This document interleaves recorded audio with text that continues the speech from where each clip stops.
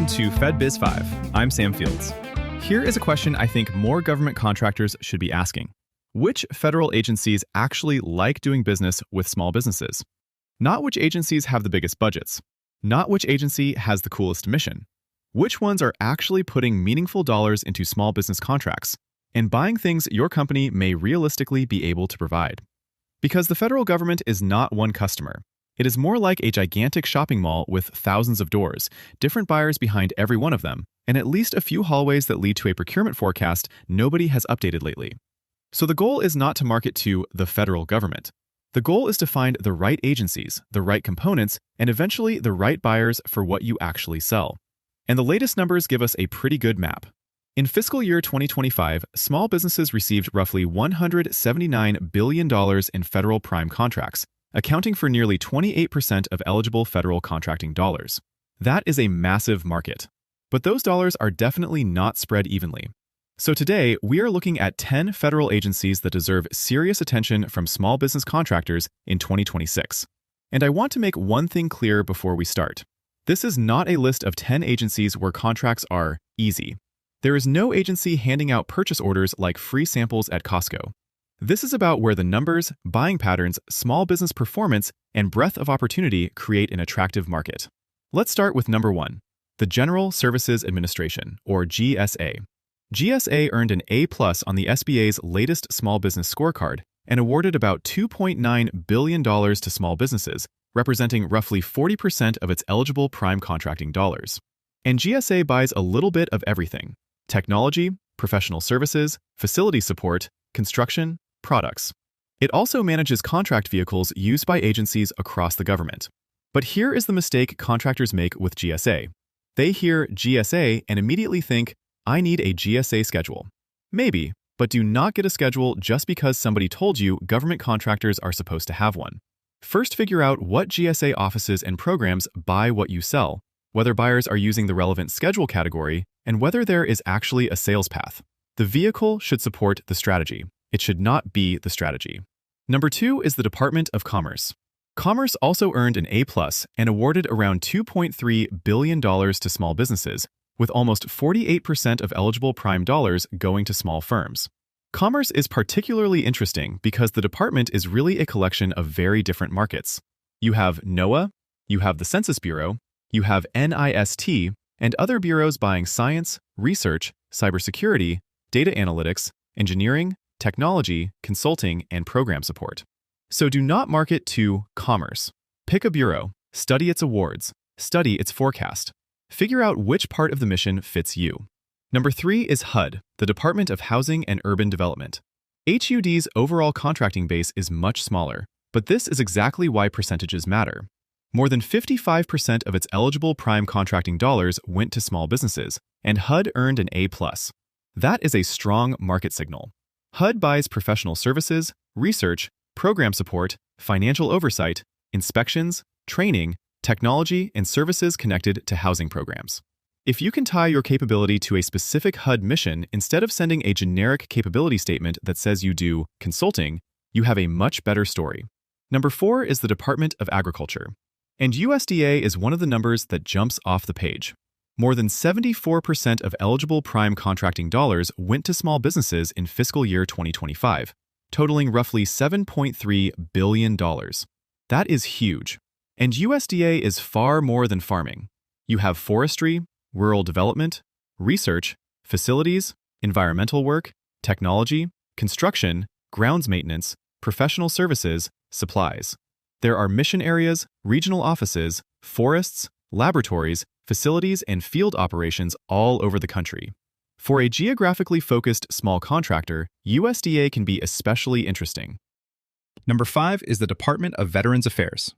VA awarded approximately $12.6 billion to small businesses. That makes it one of the largest small business markets on this list. Healthcare is obviously enormous at VA, but do not stop there.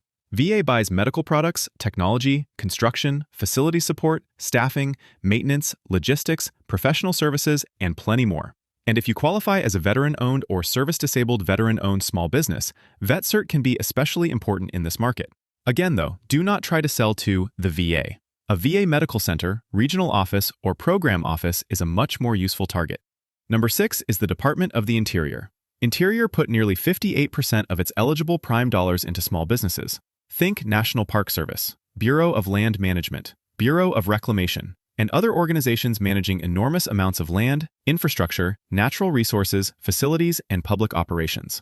That creates demand for construction, environmental work, engineering, maintenance, technology, research, ground services, and specialty support. And this is another agency where local and regional targeting can be powerful. If your company can solve a specific problem for a specific park, facility, project, or regional office, that is far more believable than telling the entire Interior Department that you can do everything nationwide. Number 7 is Homeland Security. DHS awarded roughly $9.9 billion to small businesses. But DHS is another one where you really have to get below the department level. FEMA is a very different customer from CISA. CISA is different from Customs and Border Protection. And Customs and Border Protection is different from the Coast Guard. Cybersecurity, emergency response, security services, technology, logistics, facilities, professional services. There is a wide range of opportunity. The smart move is to pick a component and learn how that component buys. Number 8 is the Department of Energy. Energy awarded more than $10 billion to small businesses. But DOE can be a more complex market because so much work flows through national laboratories, major sites, and large management and operating contractors. That means subcontracting deserves serious attention here. Engineering firms, environmental contractors, research companies, construction firms, technology providers, and specialized professional services companies should not only look for prime opportunities. Look at who already holds the major contracts. Sometimes the better door into DOE is through the prime. Number 9 is the Department of Transportation. Transportation awarded roughly $3.1 billion to small businesses. But again, DOT is not one buyer. FAA buys differently from the Federal Highway Administration. Federal Transit is different again. There are opportunities across engineering, infrastructure, construction support, consulting, transportation services, technology, safety, research, and professional services.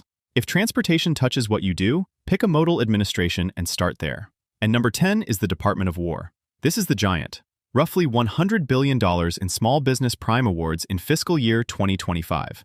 Nothing else on this list is even close. But bigger does not automatically mean better for every contractor. Defense-related work can bring more complicated requirements, cybersecurity obligations, security considerations, contract vehicles, incumbent relationships, and technical barriers.